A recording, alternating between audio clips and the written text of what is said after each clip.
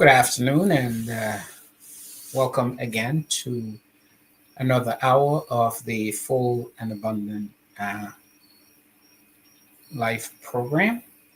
And we come to you each Wednesday night right here on WeFM. And for those of you who are in St. Vincent and the Grenadines, we certainly appreciate your continued support and participation in listening each Wednesday night at 9 p.m. And for those of you who do so, follow via the Facebook link or the YouTube link. We certainly appreciate that as well.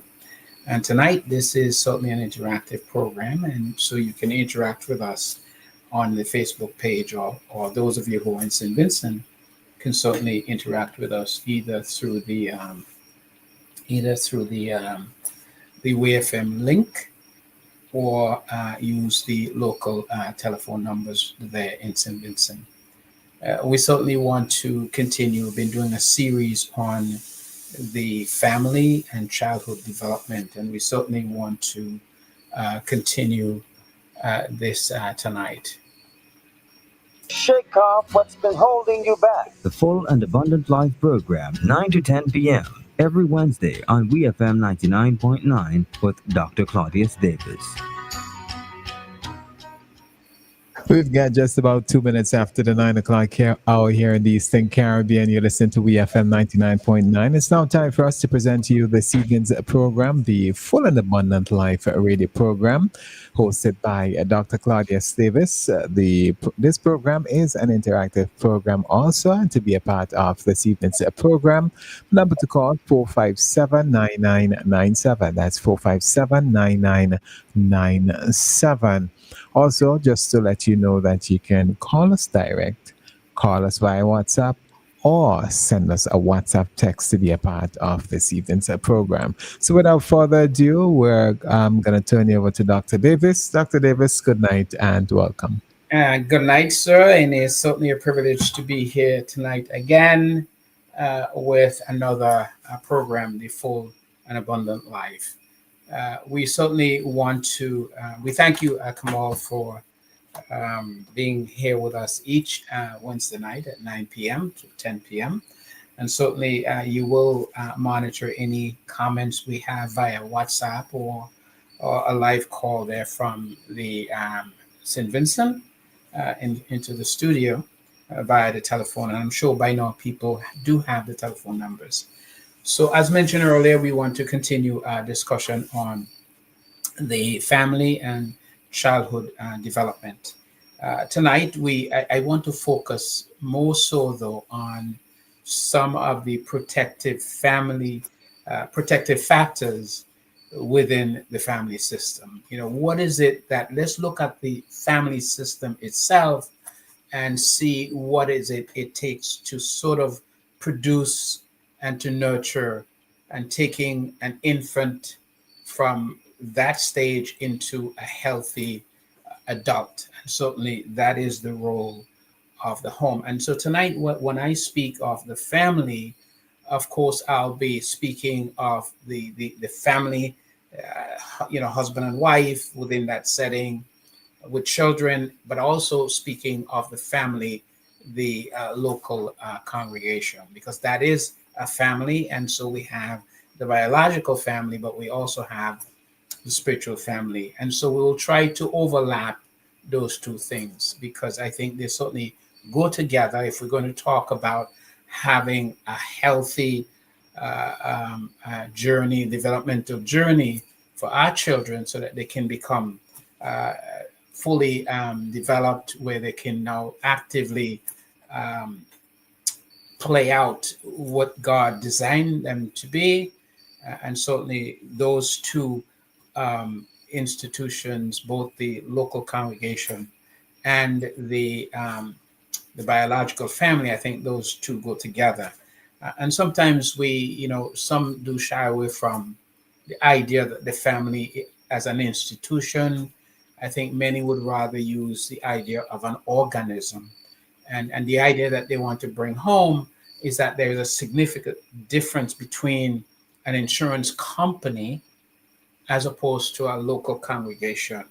or the biological family, because in that there is tremendous growth that is happening. And we see that at different levels. We see it biologically, where a child moves from infancy all the way up to adult. And we see, even when they get to adult, we see that it continues. And of course, we'll notice that further along the spectrum, that they may begin to see some decline that happens. So we know that. So we, sometimes I think some of the family theorists would be more comfortable in using the concept of an organism as opposed to an institution. And certainly, Jesus emphasized the fact that I am come that you might have life and have it more abundantly. So I think it might be more useful for us to begin to define these two families in terms of an organism, because they develop and they grow.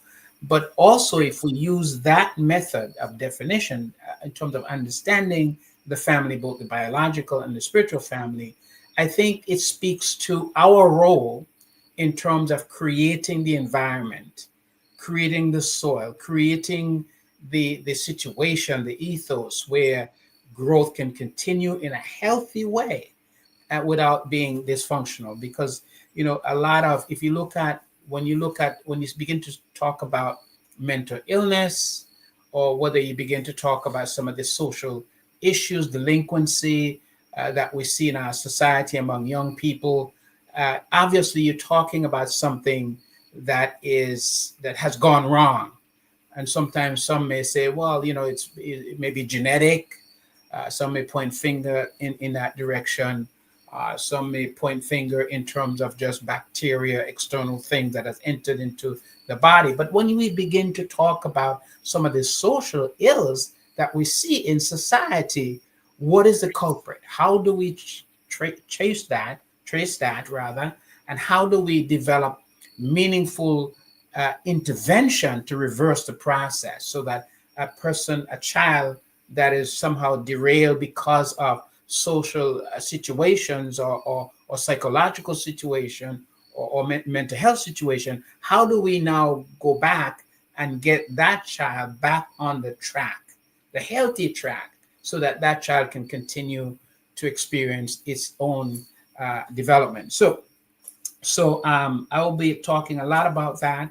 And certainly I want to encourage those of you who are listening to begin to interact by sharing your thoughts and your ideas. And we certainly will appreciate that. This is certainly an interactive program. But let me begin tonight by using a passage of scripture that is very familiar to most of us. And it is found in 2 Timothy chapter 1, verses 5 and verse 6. And in that particular passage, the Paul is writing, and of course he's talking to the young man Timothy. But I want for you to notice how Paul mentioned the family system. And the implication here is that there is that intergenerational impact that has happened in the case of this young man. And so Paul says, "For I am mindful of the sincere faith within you, which first dwell in your grandmother Lois and your mother Eunice, and I am sure that it is in you as well." In other words, Paul is simply saying that there is an intergenerational impact here in terms of this young man's faith. And here I think that faith is critical, and we will have some time to talk about how important it is for this faith to begin to develop and to move in a healthy direction. In the case of Timothy, Paul is simply saying what we are seeing here, this is a healthy development in terms of your belief system, where you believe in yourself, you believe in others, and you believe, of course, in God, the Father, Son, and the Holy Spirit. So that kind of a development, Paul is simply saying, this is not something that you went to a university and you got it. Paul is simply saying this came as a result of the way you were raised within the family system. And Paul gave credit to his grandmother and to his mother and said, because of that socialization, because of the way you were nurtured as an individual, young infant, to where you are now, we can see the fruit of that. And that is that there is that faith that is deeply rooted in you. So tonight, what we are saying is that we have to begin to look at, family system and begin to see some of the factors in that family system that can lead to psychopathology as opposed to health, in terms of a healthy individual. And we can see it. And so sometimes I think we put blinders on, and I think we don't have that kind of a discussion in any real practical way. And I think sometimes that the local congregation itself, the church, many of the different grouping, I think we pay more attention in terms of, promoting, our doctrinal stance. And we pay a lot of emphasis on that, but we don't really pay emphasis on the personality and the character and some of the foundational essentials that are critical in moving an infant to that various developmental stages where they can continue to become healthy individuals. And I think that's where we sometimes seem to not pay much attention. So in this particular case, Paul is really talking about parenting.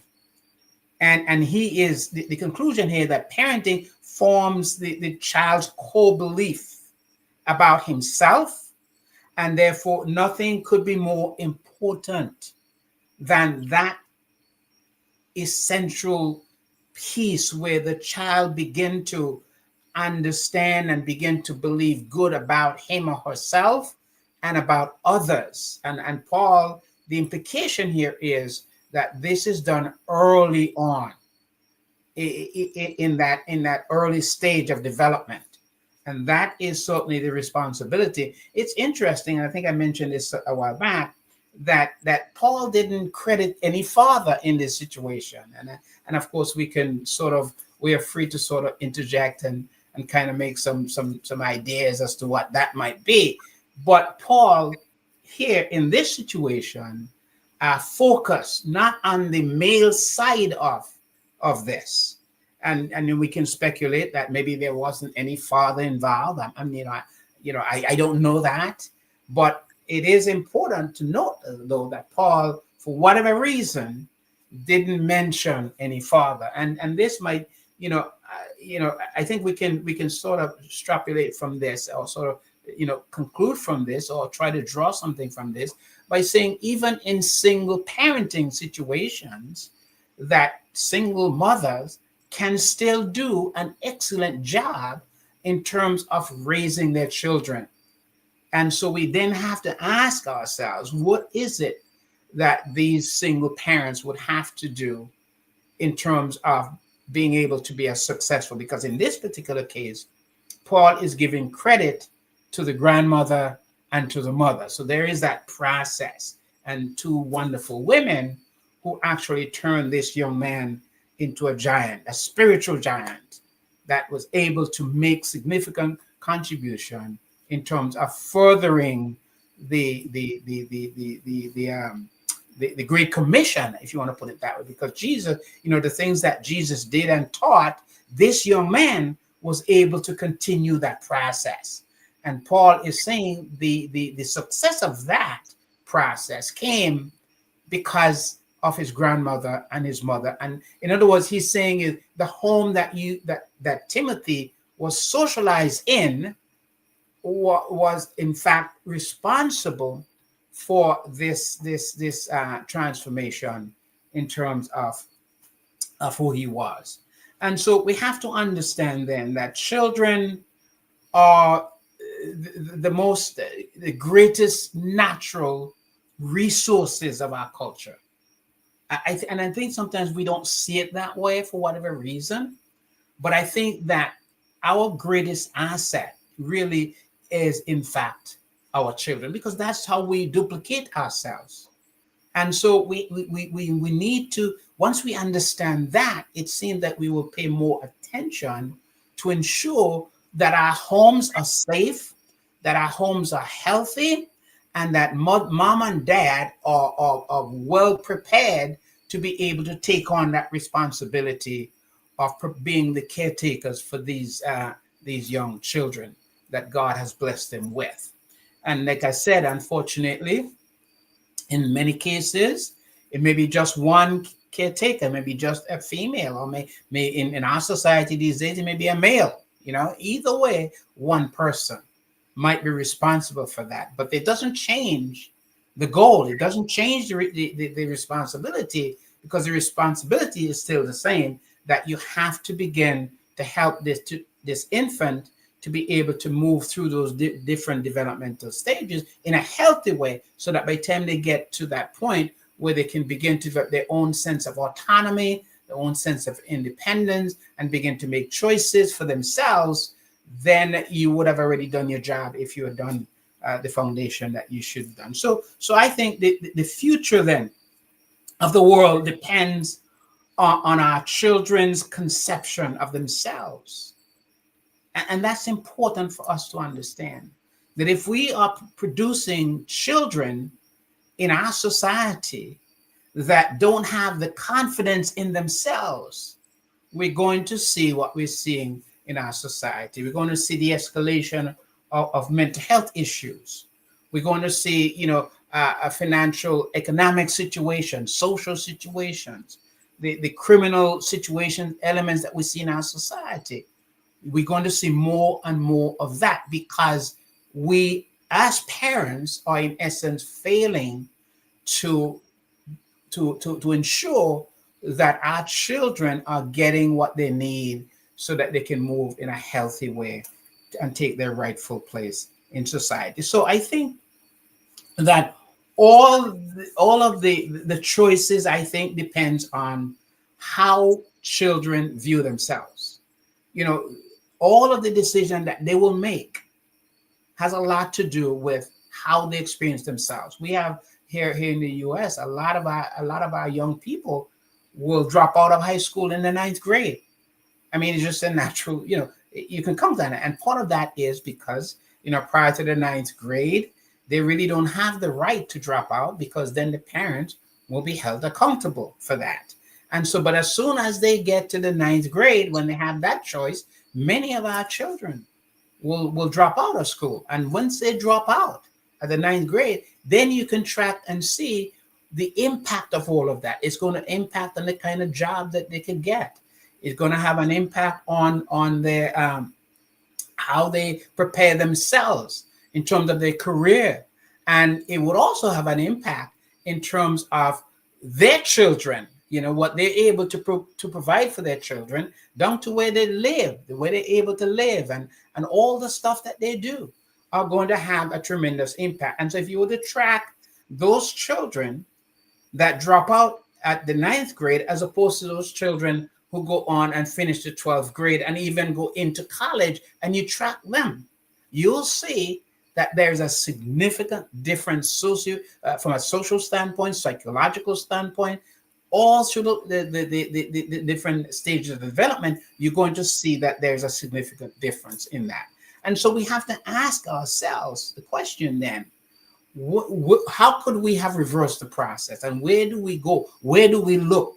And I'm saying to us tonight that the place that we have to look certainly has to be in terms of the way they were nurtured, the way they were socialized, the environment that they were socialized in the home that they were socialized, and understand that process. So again, this is certainly an interactive program, and we certainly want to encourage you to call. So the question then for me becomes, how do we go about cultivating the whole idea of this family mindset, where we can understand that the ecclesia, God's family, the redeemed family, which we call the local churches, okay, and not necessarily the names that's on the building, but that group of people, and then you look at the biological family. How can we then cultivate that mindset and understand how important the family is?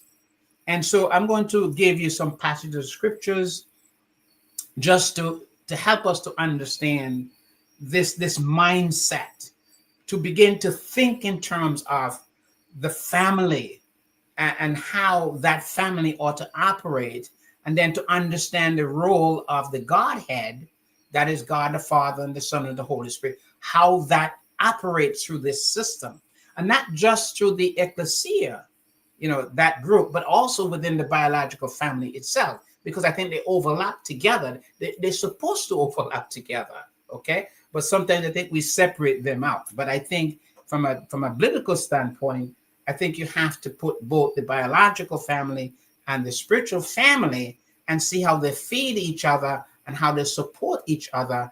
And so as ministers, leaders within the local congregation, I think there is an awesome responsibility to maintain that environment, that ethos, that continues to provide a nurturing environment, so that children and individuals can continue to grow. And the same thing is true within the family system, the biological family, that the leadership within that biological family has the same responsibility as the leaders within the spiritual family as well. And like I said, sometimes they overlap. So you may have a leader who happens to have a biological family. And I think the same goal applies in either case, except one he may be getting paid for, I don't know.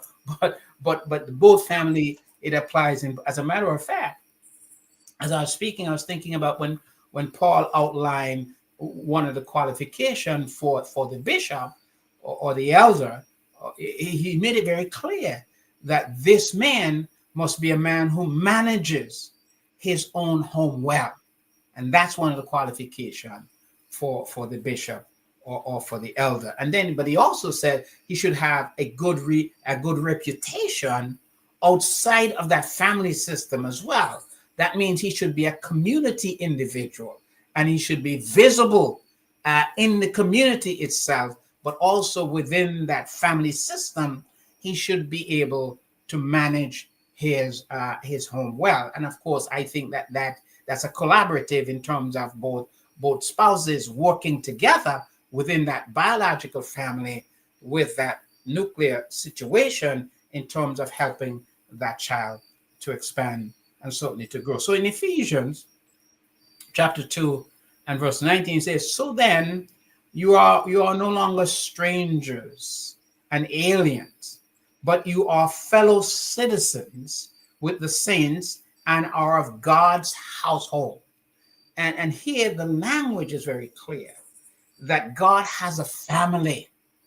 And I'm saying to us tonight that God's family is, we have to include the biological family, and we have to include the spiritual family as well. And some of you may be sort of like, oh, wait a minute now, you have to be baptized for you to get into the spiritual family. So we couldn't, but it'd be sort of like nonsense to think that the biological family isn't God's family and that God doesn't love the biological family, because I think he does. Because to have the spiritual family, you have to have the biological family. You can't really separate them, right? See where I'm going with this? So I think that the whole idea here of God's household, I think that every family system, the biological family, should recognize themselves as God's family. This is the house of God. Unfortunately, this is not always the case. In many instances, I was working with someone just this week, and as I was working with her, and she explained to me, how, every moment in her life, that there is this idea of wanting to terminate her life. And, these suicidal ideation is plaguing her. And so she's explaining it to me, and I'm like, okay, so what's the plan? What's going on? And then she was like, I have a bipolar disorder, and, I go to AA, and I do the steps. And I believe that if I'm going to be able to overcome this and get rid of these daily suicidal thoughts where I want to kill myself, which is driven by hopelessness and and worthlessness and all of that stuff, she said, I'm going to have to do the 12 step. And then she said, but the first step, I always get stuck on the first step. So, well, explain to me, what are you talking about? She said, oh, by the way, but I don't believe in God. So I said to her, well, I said, I've worked in many drug rehabs in the past. And I know that's for those of you who don't believe that there is a God, that you normally say the chair. And that's one of the main things. The higher power is whatever it is. If you want to make the chair your higher power. So I told her, I said, well, you don't have any high, your higher power might be the chair. And so I said, well, let me ask you a question. Do you really believe that the chair that you're sitting on now, that chair can give meaning to your life, and that you can turn your life over to the chair and feel like this chair's got your back, and this chair you can trust to get you through this horrible situation of hopelessness and meaninglessness that you're feeling? And she said, well, she started explaining, well, I got bipolar. I said, well, bipolar, okay, explain to me what you mean by bipolar. Because someone told you have bipolar. How did you know you have bipolar? And she said, well, yeah. I said, no, someone told you have bipolar. But I'm not asking you about that. I'm asking you, you're telling me that you don't believe in God, and therefore you decide because in AA you have the 12 step, you know that. And one of the top one is you got to have a higher power and turn it with a higher power. So I'm asking you, if it's a chair, that's your higher power, I want you to tell me now, what is it that this chair you're sitting on can do for you? And that's where we really are in our society today.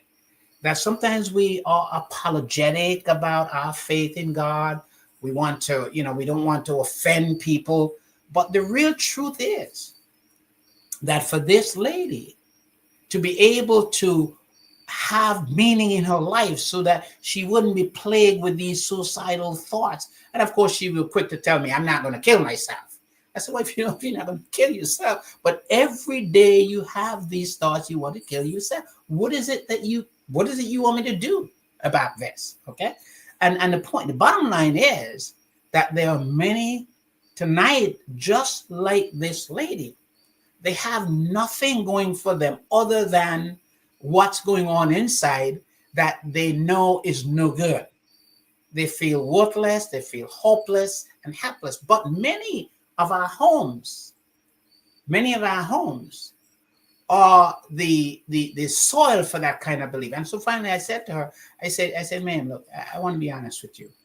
I don't think that what you're feeling right now, I think when you were in elementary school, you were having the same kinds of thoughts. When you were in the middle school, you were having, I said, yeah, how did you know? I said, well, obviously, because you're telling me that you have no sense, you have no higher power, you have no meaning, because at the elementary school, you would have had a mom and dad who you can trust and you could play and you didn't have to be worried about anything. But obviously, and then she said, yeah, my dad was never at home and mom was this and da-da-da-da, and she was a crack addict and so on and da-da-da-da. So what I'm saying is that the home, her problem that she's facing now in her 30s were problems that the seeds were planted in her life early from the get-go in her life and through the whole of that. And of course, her whole life was involved in drugs, all kinds of drugs that she's tried, and tried sex and just about everything, go through her whole life. And the point from all of this is that there was something missing. And that's why Paul was simply saying to Timothy that your faith was given to you by your grandmother and your mother. And this lady that I'm speaking to you about, back then, there wasn't anything in her life that she can trust, have confidence in, and being able to be at peace within herself, because there was no parent, there was no higher power. And you see, sooner or later, that higher power, which is the mom, you're hungry and you scream, and mom brings the breast, you get milk, or I bring a bottle, or whatever she brings. And sooner or later, the child begins to know that I have something out here. When I feel this way, there's somebody who's going to be there. And what successful parenting does is transfer that omnipotent, that a child develops that thinks that the mom is omnipotent. If I'm wet, I feel uncomfortable, I'm hungry, I scream, I cry, and this God comes, brings me milk, change me, and sooner or later, mom becomes the God in this child's life. And so the child can now play, the child can now relax, because there is this omnipotent person in her life. But good parenting is eventually will transfer that to another higher power, because the mom, through her behavior and everything she does with this child, will be able to convince the child through a slow process that I didn't generate the milk. I depend on a higher power, and this higher power. And sooner or later, the child begins to move away from that mom being the God to this higher power. In the case that I'm telling you about, this child never had that omnipotent person in her life early where she can trust. There's nothing there. So if it isn't there, then sooner or later you become an atheist, agnostic, whatever it is you become, because there is the foundation for that isn't there. And that is why Timothy was able to appreciate Christianity and had faith, because he had already learned from his grandmother that there was a higher power, from the mother that there was a higher power. And sometimes we may not be exactly sure whether it's Buddhism or Hinduism or Jesus, and we can be kind of within that, but all of that gets fine-tuned as the child begins to ask the tough question, and eventually, but the child knows that there is a higher power. The child may be confused as to which one it is, and that is why we have to be very careful that we create an environment that our belief system the child becomes infected with our belief system. And so as a child begin to question, and they will question your belief system, but that comes later on as they begin to move into adolescence, begin to become independent, begin to want to sign off on what their own belief system is. And hopefully you're hoping that you all will be congruent together, that you won't be going this way, but you'll be together. And that comes with years of your time, your discipline, your mentoring and modeling over time. Eventually that youngster, that infant, turns into a sort of a duplicate, so to speak, of you. And sometimes that may be, we don't want that to happen, but we kind of look down on that. But actually in the case of Timothy, that's exactly what was. The faith that he had was a faith that his grandmother had and his mother, and that was able to happen. And so that's part of the developmental process. So here in Ephesians, Paul is talking about God's household. And I'm saying to you tonight that your household must become God's household. And once God is in it, and you begin to model that, children begin to develop, and therefore eventually that infant is going to get to the point where he or she will be able to move where mom is the omnipotent, all-powerful, or dad is the all-powerful, to that there is a higher power. And that higher power happens to be the Godhead. And that's the process of Christian education.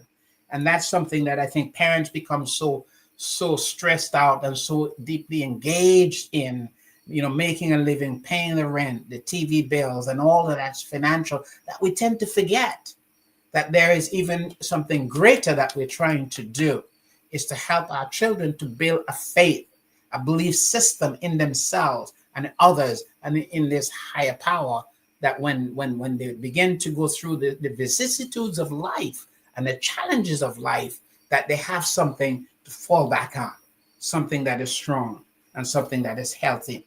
And so in Galatians chapter 6 and verse 10, Paul says, so then, while we have opportunity, let us do good to all people. And then he says, especially to those who are the household of faith. See that term, household of faith? And I'm saying that not only can the local church use this verse, but I believe that each biological family system should be able to affirm that this residence, this is the household of God, that God is here and he provides everything for us. And that's why, Jesus gave us that prayer, the Lord's Prayer. Give us this day our daily bread. That's where you begin to transfer the whole notion that mom don't provide the bread, but there is a higher power, and that mom becomes the vessel. That becomes the vessel that make this possible. But there is something else that's higher above. And so every family should recognize that their family is in fact the household of faith.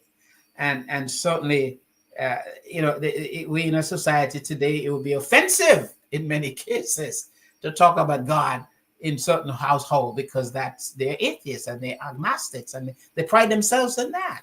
And so they don't have that base. So you got to understand, if you're raising children in an environment where you are a proclaimed atheist and a proclaimed agnostic, what is this that these children are supposed to rely on?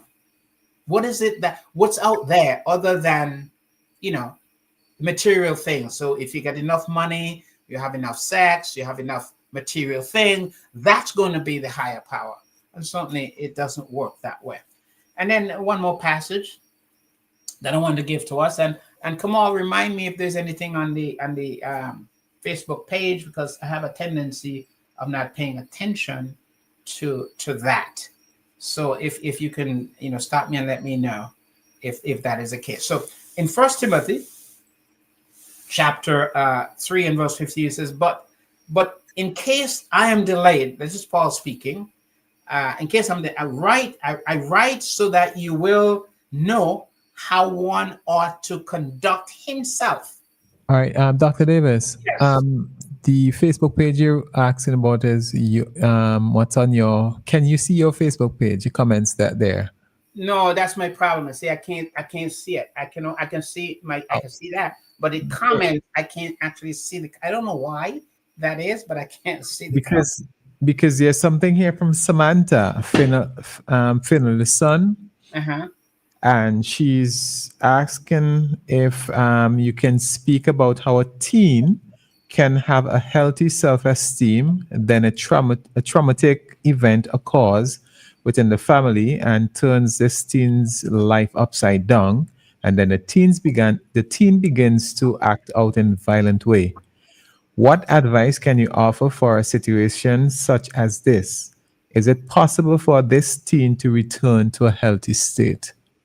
Well, it is possible. First of all, I believe that every child have that capacity to grow and to expand, and it's happening every day. The problem is it's the goal, it's the focal point.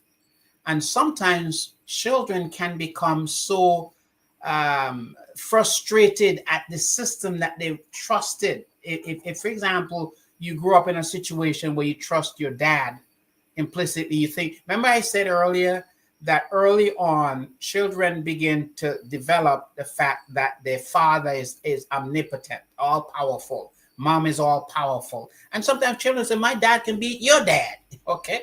That notion of, and then what happens when that parent then disappoints that child.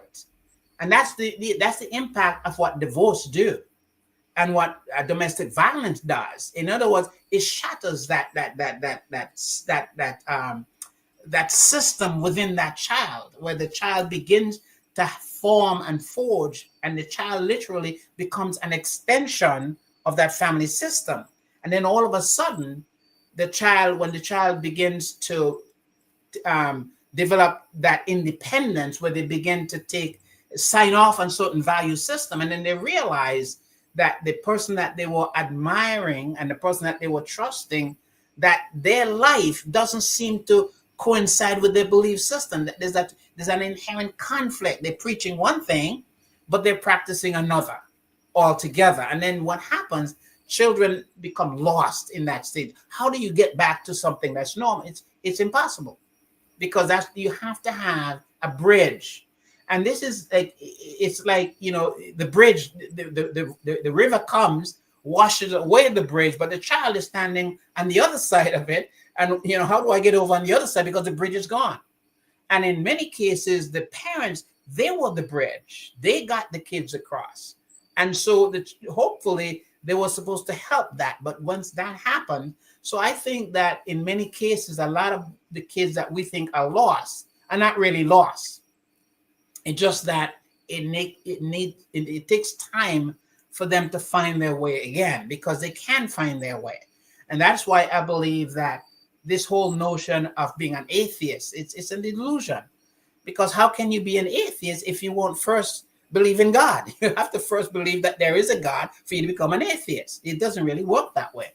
But I think in answer to the question, I think that these children can find their way back. But remember, there are a lot of competitors out there at this particular point. There are a lot of things that are happening that they can, because they're making choices in terms, they're making career choices that they have to. Necessity is placed on them that they have to survive. So they're making choices with their mate, their girlfriend. They're making choices with their job. They're making experimental. There's all kinds of challenges out there, because once children are disappointed to that point, what happens is, it's like this lady who I spoke to you about, who from early on, and now she's in situations where, counselors are, actually at one point she said to me, well, are you saying that AA doesn't work? I said, ma'am, that's not what I'm saying to you. I'm just getting you right now to tell me what you're going to do with your life. So I'm not here to critique AA. I'm just asking you, if you tell me the chair is your higher power, I'm asking you, forget about AA, forget about everything else. I'm asking you now, if that chair is your higher power, I want you to tell me, is that chair going to take care of your bipolar disorder? Is this chair going to help you to stop drugging? Is this chair going to help you to begin to write a resume and try to find meaningful employment? Tell me what this chair is going to do for you. So that's kind of where people get lost. And I think a lot of our young people do get lost. But I think that, remember, we're all created in the image of God.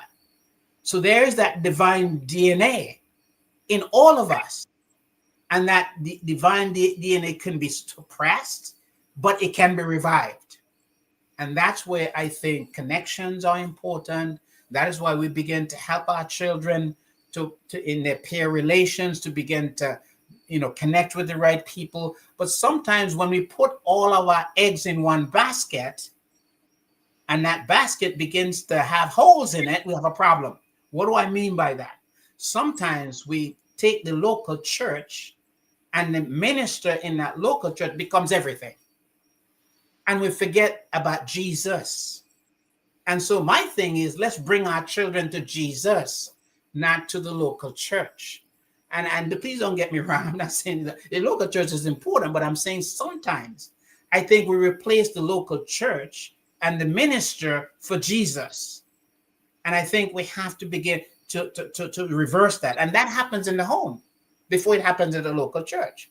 So I think that the disappointment is that when people are hurt, when people become discouraged, it's really because of pain. Sometimes people are acting out of pain. A lot of our young people are acting out of pain, and the rage that you see, the rebellion that they're seeing, Sigmund Freud,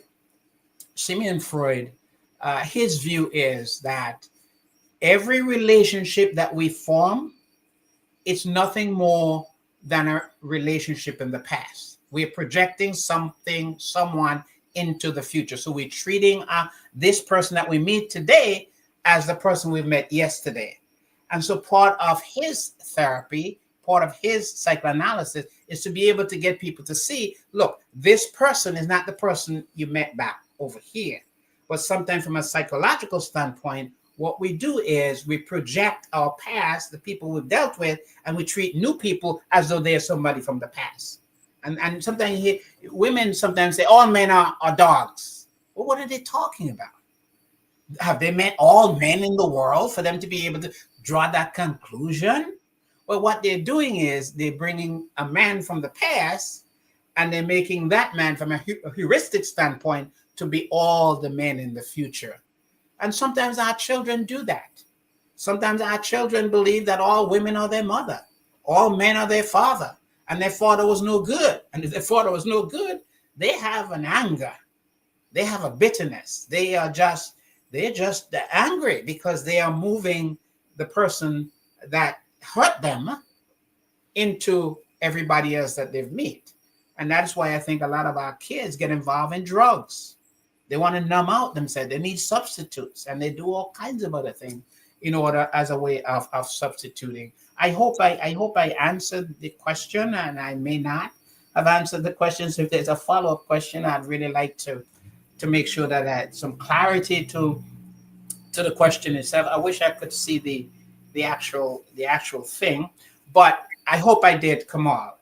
If I did touch the question properly, but yes, but I If think there's a follow-up, I'll show to let you know. okay, right. So I again, not that I worship Simeon Freud, but I do believe in some of his theories. The theory in that every new relationship is nothing more than a relationship in the past, and we treat people as though we don't see people as new and accept them for who they are. Instead, we project somebody from the past onto those people, and certainly that's why sometimes you see the ongoing rebellion, and that's we see that even within the Black community, where every white person they see, they think that white person is a racist and don't like them. And I'm like, well, you haven't met this person. How can you make that statement about this particular person? Because something from the past is now projected on this person. And the same thing is true. A lot of white folks, there's the moment they see a Black person, they believe that Black person, someone they've never met. They believe that Black person. You ever notice? Sometimes I smile. I go to the mall somewhere, and a lady gets out of a car, white lady gets out of a car, and she's just walking away, and she sees me, and all of a sudden she remembers, and she double checking to make sure she locked her car. I'm like, okay, I'm glad I'm able to help you to secure your private, because we tend to use someone from the past or something from the past or some view or ideology, because really it's not a belief system. It's not something someone says. It's usually an experience. Someone has mirrored to you and practiced to you that Black folks are no good or white folks are no good. And because they've done that, you've internalized that. But it has to be someone that you value. It has to be someone you respect, someone you love dearly. And when that person begins to model something, you copy it, you internalize it, and that internalization becomes a part of your personality. And that is why, a lot of good people out there, a lot of good Black folks out there, but they see a white person and you'll be surprised what they'll say about that person. They never met that person.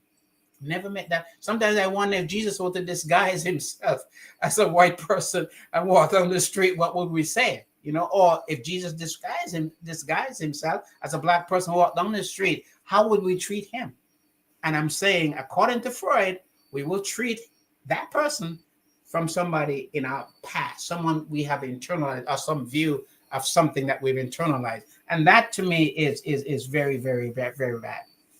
Okay, but Kamal certainly would monitor any comments of any kind that's on the Facebook page so that we could be able to do that. Okay, so in the meantime, I want to, I'm not going to get very far, it doesn't seem like here, but okay, something just popped up on my phone. Okay, right. Okay, so now I'm seeing something popped up. So I have to thank Keitha for signing up, because once Keitha signed in, it seemed like now everything keeps coming up. So Samantha says, you spoke a bit about providing a bridge. Can you speak a bit deeper on how a person or family can build back that bridge? Yes, I think, first of all, to build a bridge, you must first of all recognize that each person has already the bridge built in with them. And that's what I call empowerment. So in other words, when I see people, that's why I was having that discussion with the lady this week when she wanted to talk about AA and she wanted to talk about bipolar disorder and she wanted to go all over this place. And I'm like, ma'am, I don't want to talk about it. That's your problem. All I'm asking you, tell me about the chair, because what I want to say to her, ma'am, you can reverse this process. And I believe that in each of us is the power to transform our life. I have no power. No one has the power to transform you. It's already there in you. All I can do is get you to look inwardly and find that power. So that bridge, Samantha, is already in each person. And how do I know this? There are two passages. One, in Genesis 1:26, it says that we are created in the image of God. So I know that genetically it's already there. You come built with that. And then Jesus reminds us, he says, greater is he, John chapter 4 and verse 4, that is in you, that is in the world. So I know that it is there.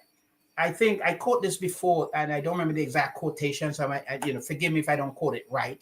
But the Prime Minister of England many years ago made the statement, and he says, look, the greatest gift that I can give to anyone is the gift of getting them to see their own resources in themselves. And so, Samantha, I'm saying that the way you reverse this process is to get people to see that the power is within them already in order to transform themselves. So I am not, sometimes we become so egotistical that we think we have the solution. As social workers, as psychologists and psychiatrists, as ministers, we think we have the solution. So we're giving you the solution. And I'm saying, no, we all come to the table already with the power in residency.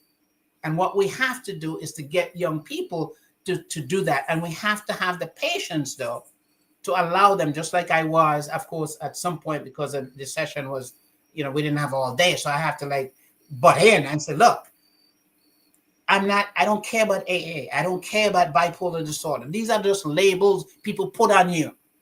Forget about the label. I'm asking you about what is your higher power. Tell me what it is. And don't tell me it's a chair, because you're sitting on it.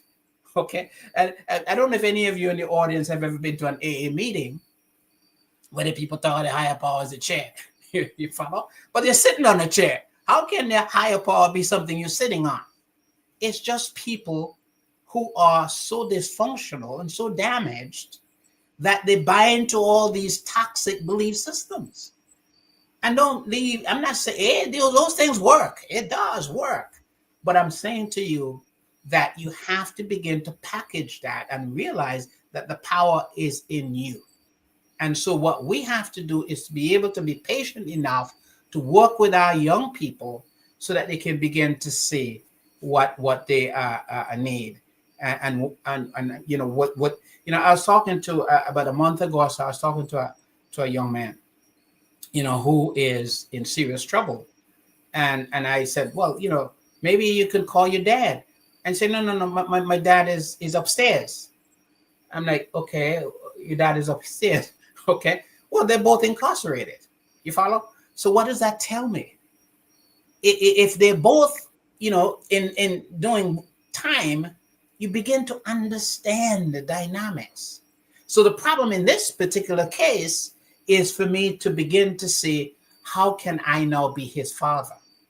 How can I now put myself in a place where we can now reparent him and be patient enough to allow myself to become that father where he can begin to have some trust, where he can begin to trust my advice. So now I can begin to steer him in a particular direction. So yes, so Samantha, yes, he can, but he needs to be connected. She needs to be connected to someone who can do the reparenting. And that may not be a good word for us to use, but obviously, if there is a deficit in that area, because we all we carry people in us, our fathers. I was speaking to a lady about a year ago, and she was telling me her story, how her father tried to drown her, threw her off the boat, and she couldn't swim. And by the mercies and grace of God, she was able to, and he just sat in the water and did nothing. And that memory that she carries of her father has an impact where in her mind, all men are dogs and can never be trusted. But we're talking about one man. Follow? So sometimes what we need is to have the reverse of that. And I think that's where the early church played such a significant role in the early setting where people came together, families came together, and they worked together and they were able to parent and mirror to each other what it means to love each other. And that's why the early church, had some problems in terms of racial problems, Jews versus Gentiles. But over time, you notice how as they begin to come together, they were able to begin to do some work. Even Peter was able, the Lord was able to do some work with him and so on. So yes, I think that can happen. So looking for concrete ideas as to how to build back the bridge. And so one of the concrete idea would be in terms of a relationship. And this might be sort of far-fetched, but if for example, many years ago, I worked with a schizophrenic patient, and we worked for maybe, I would say, I worked here maybe 10 years. And so she was in and out of hospitals, and, I believe her mother was the demon and the devil, and all kinds of stuff was happening. So I started seeing her. And we came up with a plan. And the plan was that she at some point she was telling me how she would win the lotto and how Kennedy was her father and she's rich, she's an actress. And we would sit and we would laugh, and I would ask her to make sure when she gets some money to share some with me, and she would sit back and she would laugh, and we were having just fun. That's all we were talking about. And sometimes the secretary would say, "Are you crazy, Dr. Davis? Are you crazy? Why are you laughing like this?" Okay, but over time,